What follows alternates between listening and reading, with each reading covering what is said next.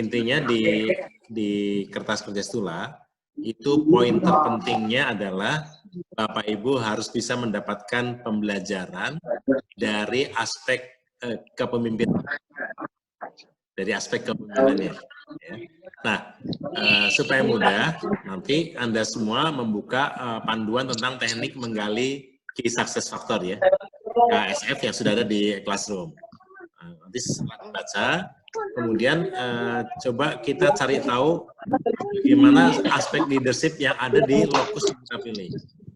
Dan ini memang menjadi masalah karena Bapak Ibu nggak datang langsung kan. Karena nggak datang langsung, maka gimana caranya tuh bisa dapat kontak personnya, bisa dapat informasi dari orang-orang yang mungkin Bapak Ibu kenal gitu ya, supaya dapat informasi tentang aspek leadership-nya. Nah, apa saja yang dituangkan itu mulai dari planning, organizing, activating, dan seterusnya. Nah, kalau misalnya gimana? Ya, terus dulu, Pak. Ya. Tapi sejauh ini nangkep ya yang saya sampaikan, nangkep ya. Nah, kembali lagi bahwa ini bukan soal inovasinya, bukan soal inovasi yang kita tekankan, bukan, tapi soal leadership-nya. Karena Bapak Ibu kan pelatihannya pelatihan kepemimpinan kan. Nah, dalam kepemimpinan ini kita pengen tahu kok mereka bisa sih menggawangi inovasi itu, kok bisa sih mereka memobilisasi orang gitu ya, kok bisa sih mereka mencari sumber daya yang ada di mereka sebelumnya misalnya gitu ya. Nah ini yang ingin kita pelajari. Nah itulah yang kemudian nanti dituangkan di di kertas kerja Stula itu. Poin yang terpenting adalah di KSF-nya, di Key Success Factor-nya. Nah, kalau misalnya Bapak Ibu sudah terlanjur memilih memilih lokus tertentu ya, kalau memang sulit mendapatkan informasi tentang aspek leadership-nya, mungkin bisa juga diganti dengan lokus yang lain yang lebih mudah kita dapatkan aspek leadership-nya. Terserah. Saya hanya karena memang ini tidak mudah untuk mendapatkan informasi ini gitu ya. Tapi justru itu poin yang terpentingnya. Ada yang mau menanggapi? Pak, saya belum boleh, Bu Rika gimana? Enggak, untuk saya belum kepikiran. Pas lihat gini, oh kayak gini caranya. Terus, oh ternyata yang tahu gitu daerahnya. Kayaknya mudah-mudahan sih. Bisa ya? Saya nggak sulit, tenang aja, nggak sulit ya. Ikuti aja ininya. Pas lihat punya Pak Yahya contohnya, oh iya. Iya, punya Pak Yahya udah cukup lengkap itu, udah bagus. Ya. Nanti dikemas ulang sesuai dengan lokus yang kita datengin, gitu ya. Iya. Oke, nanti setelah ini beres, mungkin saya nggak tahu Bapak Ibu butuh waktu berapa lama ya. Saya sih berharap 1-2 hari ini sudah bisa dapat semua informasinya. Nanti kita sepakati lagi kapan kita bisa mereview. Waktunya Nina mohon dicek ya. Itu soalnya bikinnya singkat banget. Siap. Dari jam 11 malam sampai setengah 4 selesai. Waduh, 4 malam. luar biasa. Lembur, Pak. Lembur ya. Lembur. Nyambil, Pak. Nyambil itu, Bapak, nyambil. Nyambil apa, Pak Yahya?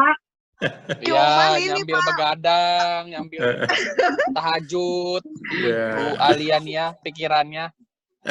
Cuman ini lihat di internetnya ya Pak ya.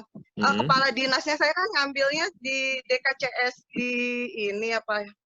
DKCS di Tanah Datar. Infonya itu semua rata-rata sumbernya itu di tahun 2013. Jadi pas ngelihat ada berita gitu, kepala dinasnya juga ternyata yang sekarang udah meninggal. Jadi saya ngambil kepala dinasnya yang ini aja secara umum. Tapi lebih ke pemimpinnya itu ke kabid sama kasihnya aja jenjangnya Pak. Iya. Yang dibahas. Karena itu pelayanan langsung kan biasanya dipimpin oleh kabid dan kasihnya aja. Ternyata ini Pak. Karena data-data untuk yang ini itu rata-rata di tahun-tahun yang ini Pak, 2018 terakhir. Dan 2019 di sini tuh udah nggak ada data-data tentang DKCS-nya itu. Iya. Oke, sebetulnya nggak masalah, tahun lama juga ya. Yang penting masih ada sesuatu yang bisa kita dapatkan gitu ya pembelajarannya. Yang kita kenal dengan istilah lesson learned atau insight. Ya, nggak masalah, nggak masalah. Bapak Ibu bebas sih menentukan, kita nggak batasi harus tahun terakhir tuh nggak. Silakan aja. Tapi ini sebentar ya, saya mau ingatkan dulu kalau ini tiba-tiba mati itu cuma ada 2 kemungkinan, internet atau durasi dari Zoom-nya sudah habis, gitu ya. Oh, gitu ya Pak. Mohon dimaklum kalau tiba-tiba hilang gambarnya gitu ya. Siapa? Iya, siap Pak. Ada lagi yang lain? Oh ya. Yang lain, saya sudah kasih beberapa catatan untuk stulanya Pak Aditya ya. Pak Aditya. Oke Pak. Ya. Saya kayaknya salah judul aja deh. Iya. Nah, Punya nanti Aulia juga Pak. boleh catatan yang ada di stulanya Pak Aditya itu boleh di-share ke teman-teman karena itu ada hal Oke, siap. menarik gitu ya. Oke, siap. Terutama misalnya mempelajari lesson learn leadership. Misalnya yang saya tulis di kertas kerja Pak Aditya itu, Pak Adit, itu misalnya gini. Misalnya Bapak Ibu lihat di Locus, itu si pemimpin itu selalu memberikan penghargaan di sesi apel pagi kepada pegawai-pegawai yang dianggap berprestasi. Gitu ya. Nah, kemudian kira-kira lesson learn-nya apa menurut Bapak Ibu?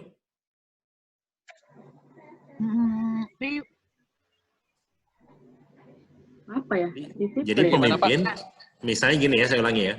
Misalnya Bapak Ibu setelah browsing di internet, bukan data Siapa?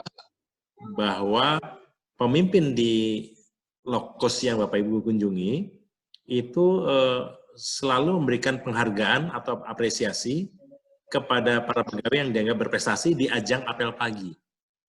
Siap. Menarik ya. Kira-kira pembelajaran apa yang bisa kita dapat dari situ ya? Lesson learn-nya apa kira-kira? Memotivasi yang lain yang nggak rajin itu ya rajin Pak, biar berprestasi gitu Pak.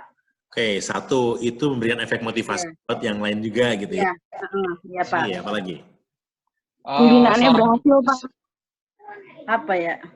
Seorang pemimpin ini Pak, seorang pemimpin berarti menghargai hasil karya teman-teman di bawahnya, hasil kerja para anggotanya di bawah begitu Pak. Oke, betul. Jadi pentingnya buat pemimpin itu bisa menghargai hasil kerja bawahnya meskipun hanya sedikit misalnya gitu. Tapi kita Siap. untuk menghargai itu. Dan ketika orang itu dihargai, biasanya dia akan lebih bersemangat dalam bekerja dan lebih mendapat apresiasi kan gitu ya. Nah, contoh yang lain misalnya ini, contoh yang lain. Di Locus yang Bapak Ibu kunjungi, itu ada pemimpin yang dia rajin tuh keliling ke ruang-ruang kerja stafnya gitu ya. Dia tanya apa kabar gitu, kamu sehat, anak kamu gimana, sekolahnya gimana. Nah itu biasanya anak buah itu ditanya sama pemimpin itu seneng ya, dia merasa dipercaya. Kira-kira lesson learn-nya apa? Keterbukaan, Pak. Perhatian ya Pak, caring. Perhatian. Diperhatikan. Perhatian. Diperhatikan. Betul. Kekeluargaan. Jadi ternyata penting buat kita untuk senantiasa memberikan perhatian kepada anak buah. Supaya mereka merasa bahwa kita hadir ya bersama mereka, supaya mereka merasa, jangan sampai merasa dicuekin. Kan ada banyak pemimpin yang masa bodoh ya dengan anak buahnya ya. Dia enggak, karena hanya sekedar say hello saja kan, hanya sekedar nanya keluarga sehat, gimana anak sehat gitu kan. Nah itu menjadi penting ternyata. Maka hal-hal seperti itulah yang Bapak Ibu cari. Lesson learn seperti apa dalam proses leadership itu yang akhirnya membuat pelaksanaan inovasi di tempat-tempat yang Bapak Ibu kunjungi itu menjadi berhasil. Jadi bukan inovasinya sendiri yang dicari, bukan ya, tapi proses leadership-nya. Peran kepemimpinannya itu Pak ya? Peran kepemimpinannya, itu yang penting.